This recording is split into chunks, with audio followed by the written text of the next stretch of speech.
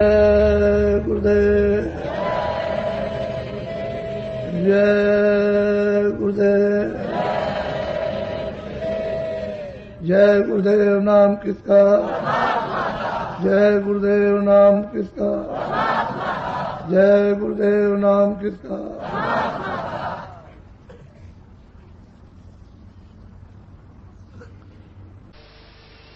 अब यह संदेश आध्यात्मिक है।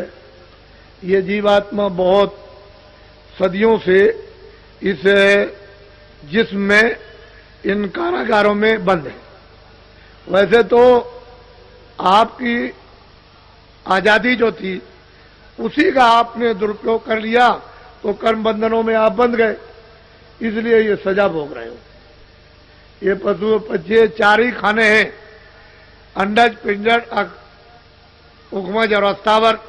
जो अंडे से पैदा होते हैं वो सब अंडज, जो भी अंडे से पैदा हो उसको अंडज खान कहते हैं। जो पिंड से पैदा हो जेल से, वो सब पिंडज कहते हैं। उखमज कहते हैं जो जमीन से निकल आए, जीव जंतु आदि जब निकल आते उसको उखमज खान कहते हैं। और अस्तावर कहते हैं वृक्ष आदि जो पृथ्वी पर खड़े हुए। तो ये जीवात्माएं कर्म करके अस्थावर में यानी वृक्ष आदि योनि में चली जाती और हजारों हजारों वर्ष तक जो है वहां खड़ी रहती।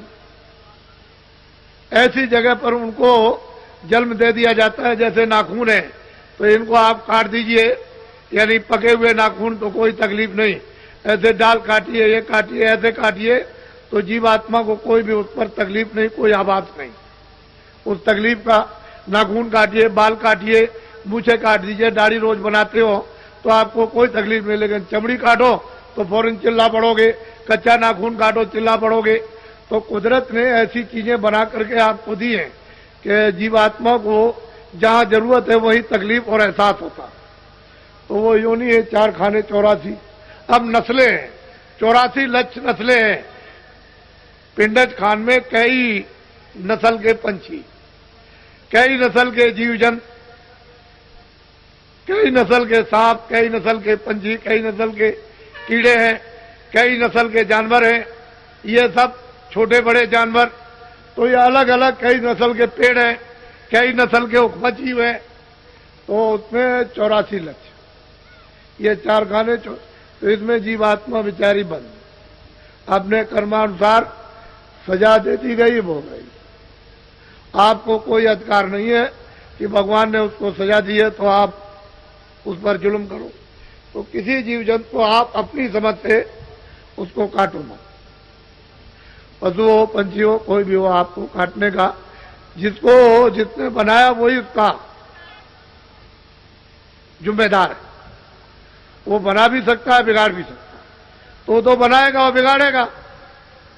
आपको अधिकार नहीं है। क्यों कि आपको बिगाड़ करके फिर उसमें भेज देगा, सजा दे दे, तो फिर कितनी पीड़ा, कितना दर्द होगा। और नरक है अलग, वो दिव्य नेत्र ज्ञान चक्षु से देखने को मिलते हैं। लाखों लाखों मीलों की लग्गियां होती हैं, यानी बांस जैसी लग्गियां।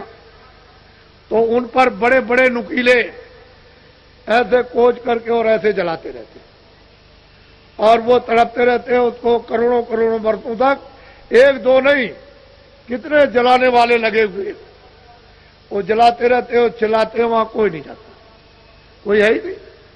कौन सुनेगा उनकी तकलीफ को। तो जो किया है तो भुगतरे जिया, और तूने गुरु पूरा ढूंढ न किया। अगर गुरु को पूरा ढूंढता तो इस जिल्लत से, मुसीबत से, इस आफत से और इस पीड़ा से बच जाता। तूने तो किया नहीं, तो इसमें लगा रहा। तो और एक नरक नहीं, अनेक नरक। जलाने वाले अलग, दूसरे नाम के सड़ाने वाले अलग, तीसरे नाम के काटने वाले अलग। ये अलग अलग हैं, ये अनेकों नरक। उसने इनकी सजाओं के लिए सब स्थान बना रखे और वहां उनको डाल दिया। रोते चीखते चिल्लाते कौन से। तो इसलिए ये मनुष्य शरीर जरा सी गलती पर अगर निकल गया तो बस फिर उसमें देर क्या लगती है, और उधर में बंद कर देगा तो आपके बस की बात हो। आपके कोई बस की बात नहीं। कोई जब बाहर के लोग नहीं कुछ कर सकते हैं तो वो तो अंदर से पकड़ के ले जाती है। बाहर की आंख और कान और ये वो एक दूसरे का कोई देख नहीं सकता। अंदरी से अंदर ले आए, अंदर से निकालेगा और उधर निकाल करके उसमें अंदरी से डाल दिया, उस शरीर में बंद कर दिया बस।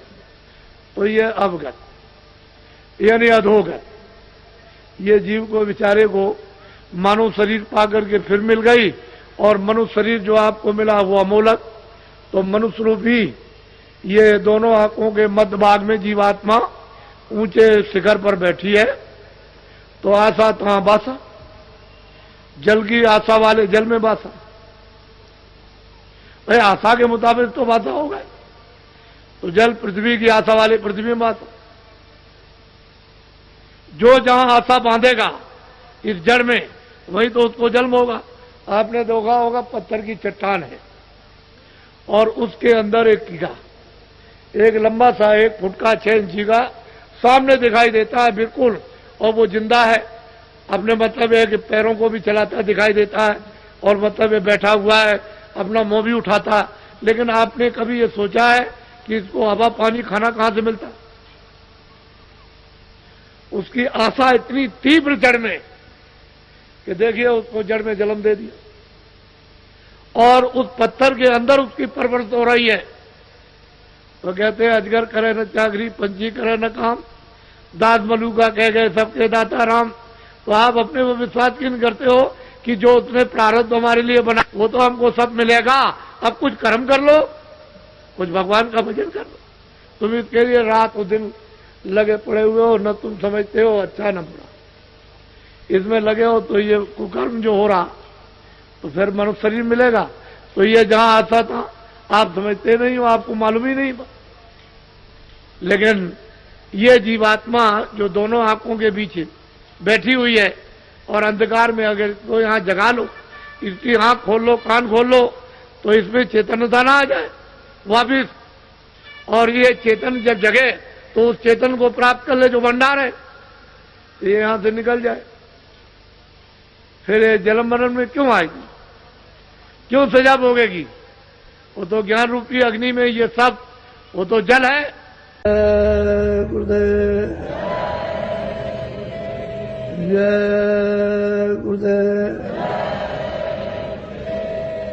जय गुरुदेव नाम किसका, जय गुरुदेव नाम किसका, जय गुरुदेव नाम किसका।